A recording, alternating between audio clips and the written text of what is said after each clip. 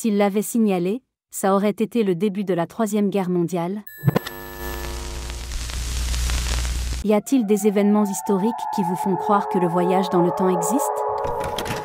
Cleve Cartmill a écrit un livre appelé « Date limite » en 1944 qui prédisait le développement de la bombe atomique. C'était tellement proche de la réalité qu'il était impossible que ce soit une coïncidence, du coup le FBI a fini par lui rendre visite.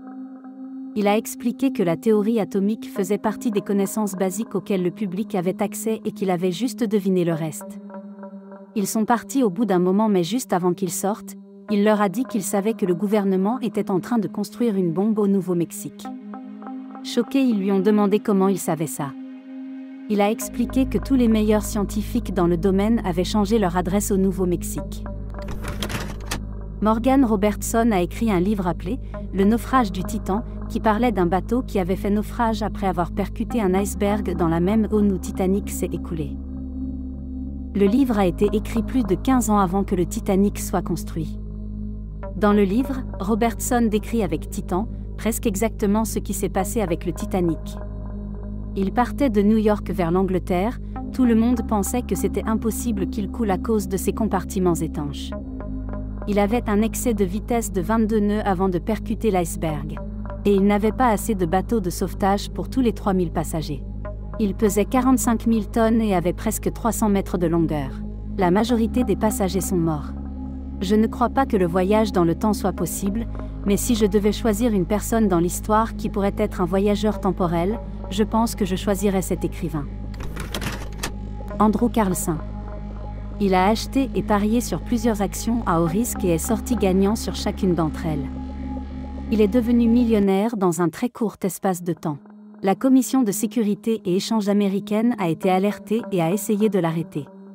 Mais avant son jugement, il a mystérieusement disparu sans laisser de traces. À cause du fait que c'était un journal satirique qui avait parlé de cette histoire en 2003, personne ne l'a pris au sérieux. Mais des années plus tard, il a été découvert que quelqu'un avait en effet acquis beaucoup d'argent en peu de temps grâce à ses actions en 2003, mais ils n'ont pas pu trouver l'identité de la personne qui l'a fait. Le 26 septembre 1983, le système de détection anti-missiles de l'Union soviétique a commencé à alerter sur une probabilité très élevée que les Américains venaient de déclencher un missile balistique intercontinental qui se dirigeait droit vers l'Union soviétique. Au début, c'était juste un missile, mais éventuellement, le système a commencé à alerter sur le fait que les Américains venaient de lancer 5 missiles au total sur différentes zones. Un homme, colonel-lieutenant Stanislav Petrov, avait la responsabilité de décider si l'Union soviétique devait lancer une contre-attaque immédiate ou d'assumer que la détection par le système était une fausse alarme. Il a décidé d'assumer que c'était une fausse alarme et ne l'a pas signalé à ses supérieurs. S'il l'avait signalé, ça aurait été le début de la Troisième Guerre mondiale et qui sait ce que l'histoire de l'humanité serait devenue. On peut dire que cet homme a sauvé des milliards de vies, et ça en se basant seulement sur son intuition. C'est clairement un de ces événements où un voyageur temporel a pu être impliqué en influençant la décision de Petrov. L'invention des chips. Il y avait un cuisinier qui faisait des frites pour un de ses clients et celui-ci les renvoyait toujours parce qu'elles n'étaient pas assez fines. Frustré, le cuisinier a décidé de les couper en tranches ultra fines et les a frites en pensant « On verra si cette fois il va dire qu'elles sont trop fines ». Et voilà comment les chips ont été inventés. Pour moi, ce client ressemble à quelqu'un qui sait exactement ce que c'est une chips mais a du mal à faire comprendre au cuisinier de cette époque ce qu'il veut vraiment. Dans Paris au XXe siècle, de Jules Verne, on dirait qu'un incel a voyagé dans le temps et critique tout ce qu'il a vu dans le monde moderne. Il se plaint des femmes qui travaillent, qui ont des carrières et ne sont plus juste des mères de famille. Il parle du fait que tout le monde reste assis toute la journée devant une espèce de réalité virtuelle, il décrit Internet, la guerre des drones, les moteurs à combustion, la musique électronique et plein d'autres choses qui n'avaient pas encore été inventées. Le livre n'a pas été publié pendant qu'il était en vie parce que son éditeur avait trouvé ce roman trop déprimant. Il y avait un homme nommé Samuel Zemuray qui avait migré de la Russie en Alabama en 1891. Il a commencé sa carrière en achetant des bananes qui étaient considérées trop mûres à une entreprise qui avait le monopole de la vente de bananes dans le marché aux États-Unis. En résumé, il a commencé à avoir de plus en plus de succès jusqu'à devenir un géant dans le marché des fruits. En 1912, Pour agrandir son empire de bananes, il a été un personnage important dans la révolution pour renverser le gouvernement hondurien, qui était en fait une stratégie pour que les États-Unis puissent avoir le contrôle économique du pays et prendre leurs ressources et richesses. Il a bien sûr beaucoup profité de tout ça.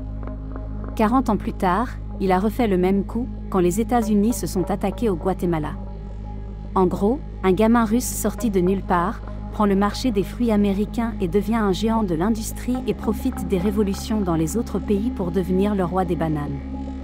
En soi, c'était une mauvaise personne, mais il était sacrément efficient. La civilisation de la vallée de l'Indus était beaucoup plus avancée dans plusieurs domaines comparés à l'Égypte ou à la Mésopotamie à la même époque. Ils avaient par exemple des systèmes de drainage souterrain, de l'aménagement des villes ressemblant des modelés modernes.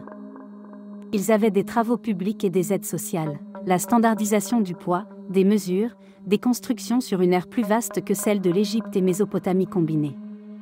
Ils avaient déjà atteint ce stade quand les grandes pyramides ont été construites, ce qui veut dire que ça faisait un moment qu'ils perfectionnaient ces techniques. Ils avaient apparemment aussi une société égalitaire sans les démonstrations ostentatoires de pouvoir ou de la religion comme les autres civilisations à cette époque. Ce qui montre qu'il avait plusieurs siècles d'avance sur les autres.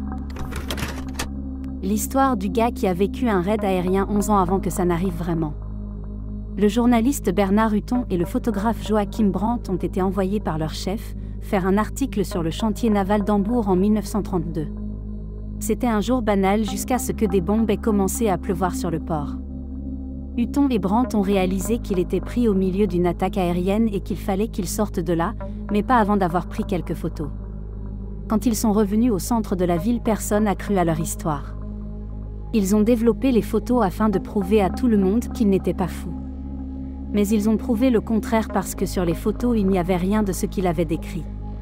Aucun signe d'une frappe aérienne. 11 ans plus tard, Hutton vivait à Londres et un matin quand il a ouvert le journal, il y avait une histoire sur l'opération Gomorrah, une attaque aérienne sur Hambourg. Les photos sous l'article étaient exactement pareilles à celles qu'il avait cru prendre en 1932. Elon Musk. On vit dans une société où les paiements en ligne sont devenus normaux, mais en 1999, quand il a fondé le précurseur de PayPal, c'était une idée qui était inconcevable. C'est en grande partie grâce à lui qu'on voit maintenant émerger le développement commercial de certains types de technologies comme les voitures électriques et les fusées réutilisables. En ce moment, il travaille aussi sur les interfaces cerveau-ordinateur et sur des technologies de transportation innovantes qui révolutionneront notre société. Pendant la Seconde Guerre mondiale, les Allemands avaient une machine appelée Enigma qui servait à codifier leurs messages. Gordon Welshman a plus tard créé une machine appelée la bombe pour déchiffrer ces messages. Cette machine marchait très bien, mais les Allemands pouvaient à tout moment changer le format de leur système en utilisant un algorithme différent pour empêcher le déchiffrage de leurs messages. Les statisticiens des forces alliées se sont rendus compte qu'ils pouvaient perturber la stratégie nazie en utilisant cette machine sans que l'armée allemande se rende compte. Ils ont réussi à faire évacuer des zones qui allaient être frappées par les bombes nazies, à leur faire aller dans des zones où il n'y avait personne, etc. La carte de Pérez de 1513 montre une partie de l'Antarctique sans la glace. Il a créé cette carte à partir des études qu'il a fait des cartes plus anciennes. Il a déclaré qu'il avait utilisé plus de 20 cartes différentes comme source, mais dans aucune d'entre elles il n'y avait la trace de cette région. 8 d'entre ces cartes étaient des cartes ptolémaïques, des cartes qui montraient le monde selon les connaissances du IIe siècle, 4 étaient des cartes portugaises, une arabe et une autre dessinée par Christophe Colomb. Tous les accidents nucléaires qui ont failli arriver, militaires ou civils. On dirait qu'à chaque fois qu'un accident va avoir lieu, quelqu'un du futur est revenu dans le temps pour l'empêcher. À chaque fois. Par exemple, des avions militaires ont fait tomber des bombes atomiques sur le territoire américain par erreur et 6 sur 7 de ces bombes ont eu des erreurs qui les ont empêchées d'exploser. Ou les nombreux accidents dans des réacteurs qui, même s'ils étaient importants, n'ont jamais causé de catastrophe mondiale irréversible.